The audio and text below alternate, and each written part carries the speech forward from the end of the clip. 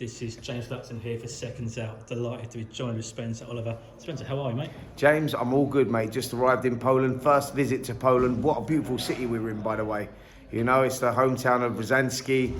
And yeah, this fight that we were expecting on Saturday night with Alen Babic, that's going to be explosive, man. It's a Bridgerweight, WBC Bridgerweight title on the line, and both guys have worked all their lives to get to this stage. It's going to be explosive. You know, look at the records of these two guys. Babic 11-0 with 10 KOs. Rozanski 14-0 with 13 KOs. Both guys are wild. There's going to be no technical stuff going on here, mate. It's just going to be going to kick off from the opening bell. You know, both guys are itching to get back in the ring. They've both been inactive in recent times, and they want this so much. You mentioned they're explosive. It's going to go off. The knockout ratio between the pair is insane. I think both of them only gone one fight a distance in their whole careers. Yeah. Now, this fight, will it see the final bell? How far does this fight go? I'll be amazed if this fight sees the final bell. You know, both guys have got themselves in incredible shape. You know, we've just done the press conference. They're both up for it. They put it all on the line here for this. It means so much to both guys, and I can tell you how exactly it's going to go. There's going to be no feeling out process. Stylistically, they don't do that. Rozanski is one of these guys that he's more wild than Alen Babic, and I didn't think that was possible. You know, Babic is one of these guys that just comes in and he likes to have a tear up. This is going to be like a pub brawl. You know, it's going to be like, it is going to go off. But both guys, yeah, you've got to respect, you know, that they've earned their chance. They've worked hard to get here. They've both got great knockout power. And yeah, I'm expecting something special on Saturday night. Rozanski, with that home advantage, could be crucial, you know, because, you know, this is a small city. They're all behind him. He's got a big fan base here. But Babic, on the flip side, says, you know what? I feed off the pressure. I like going into the lion's den. I like going into the backyard. So, yeah, well, you know, it's going to be interesting, man. Absolutely. I spoke to Alen Babic, and he said after his last fight, people have forgotten the real savage. People forget that he doesn't normally go past 2 rounds. Yeah. He told me he's going to stop this man in 2 rounds on Saturday night. Do you see it going that early? Rozanski says the same. You know, that's what I'm saying. They go for it. Yeah, listen, this fight could be over in a round, or it could be a grueling fight where they both pick each other off the floor, or both pick each other up off the floor, you know, and it could be a grueling fight that goes into the later rounds. Do I think that we see the final bell? Absolutely not. I'd be amazed if we do. It's one of those fights, you know, that is, yeah, stylistically, I can't see it happening. As a former fighter yourself, Spencer, tell me what it's like, the pressure of going in to the biggest fight of your career. You know, you've had the build-up, you've had the camp. For Babic especially, he's in the away corner as well. He's in Poland, in the Lions Den as such. What is that like? What is that feeling like? Listen, I'll tell you what it is. Champions feed off the pressure. You know, champions feed off the pressure. And that's the one that will come through, you know, because they're both feeling it equally. There's a lot on the line for both of these guys. You know, they've worked hard. They've worked their entire lives to get to this stage. So they're going to leave it all in the ring because that's what they are. You know, that is their characters. That's their personalities. They will leave it all in the ring. So it's going to be about the one that can handle the pressure the best and the one that can bite down on his gum shield and see it through to the end. Because look, they've both got themselves in tremendous shape. So it becomes a psychological battle. It becomes a mental battle. Because trust me, I've been there when I've been in round 10, 11, 12. When you get in those penultimate rounds, it gets hard. And it's about who wants it most. The technical side of things goes out the window. It's just about the will to win. And it becomes a mental battle. And that's what we're going to find out on Saturday night. Right now, who's that going to be? I couldn't tell you. It's one of those. It's a great fight, man. It's an exciting fight. One thing that hasn't really been mentioned an awful lot in the build-up to this is the weight cut. Obviously, we've seen them at heavyweight. We know they're small heavyweights. They're not, you know, going to knock it with the biggest as such. But will the weight cut coming down to Bridgerweight affect them at all? I don't think so, because they're probably both natural cruiserweights anyway. You know, they fight. You know, I think Babic fought 10 pounds over the cruiserweight limit, so he's in between here. So he's actually got to go up in weight probably in this fight. So I don't think weight's going to be an issue at all. Rozanski looks the smaller of the two, so he looks like he makes the weight quite comfortably as well. Yeah, I don't think the weight's going to be an issue. I think this weight suits them both. This new Bridgerweight is perfect for them both. Do you think, without the Bridgerweight division being emerged, these two would not have got an opportunity like this so soon?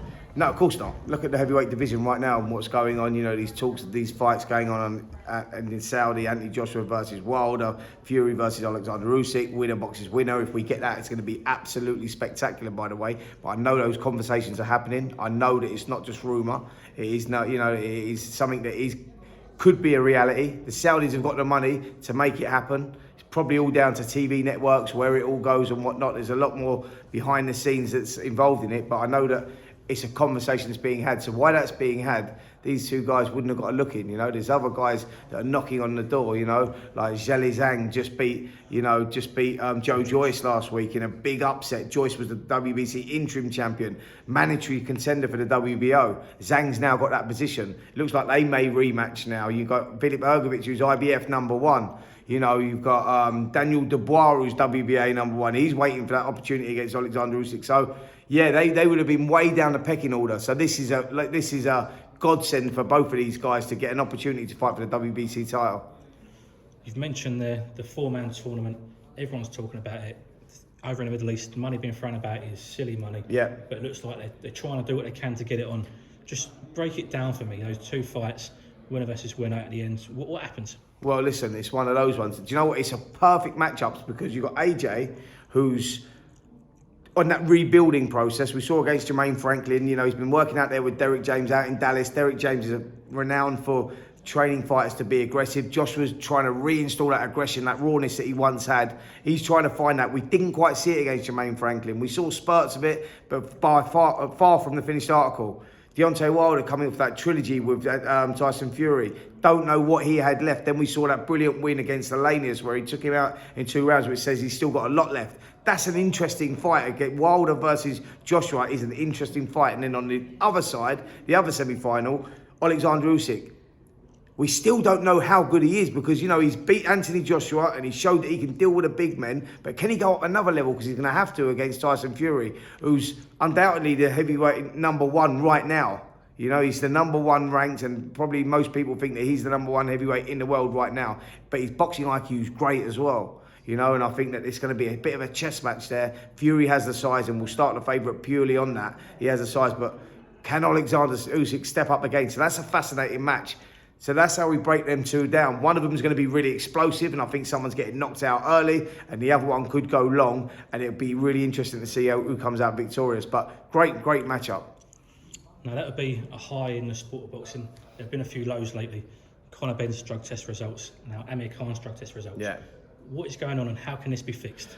Well, it's disappointment, isn't it? You know, we don't want to see it in our sport. You know, this is a sport where people get harmed, people even die in the ring, you know, through, you know, accidents can happen. So we don't want people with performance-enhancing drugs getting in there, you know, and raising those risks. So I don't want, you know, I've been vocal about it. You know, I just don't want to see anyone, you know, that fails a test until they've proven their innocence. I don't want to see them back in the ring, and that's where I'm at with it, you know, and I think that that's where it needs to be. This could be changing of the times right now with this whole Conor Benn situation, you know, because it's gone, like UCAD, I think, have just suspended him as well, and he had the VADA suspension, so he was hoping to fight again June the 3rd. I don't know where they're at with that right now, but, you know, I think that he says he's proven his innocence, and he's got that proof, that 270-page document. Present that to the British Boxing Board of Control, mate. Clean that up, because by going to fight elsewhere, it just doesn't look good, does it? It doesn't look good, and it's not good for the sport. So that's where I'm at with it.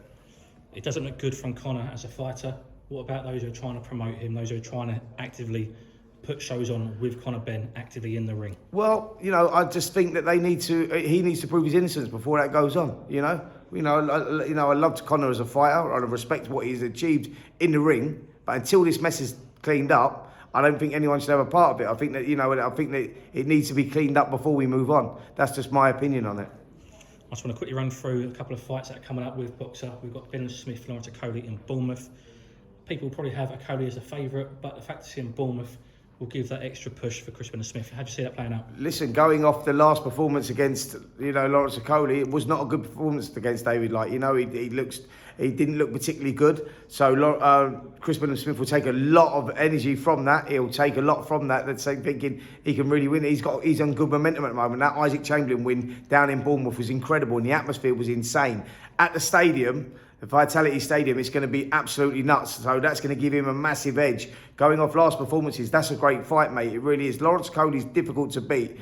He's a difficult cruiserweight to beat. But if anyone can do it, Billiam Smith can in his own backyard. That's going to be absolutely insane. And I've got to go soon because Mr. Shalom has said we've got to go and eat. It's been a long day, man. So I hope I'll give you everything I needed, and let's do it more tomorrow. We'll continue it. Tomorrow. Definitely. Thank you for your time. Yeah, part 2.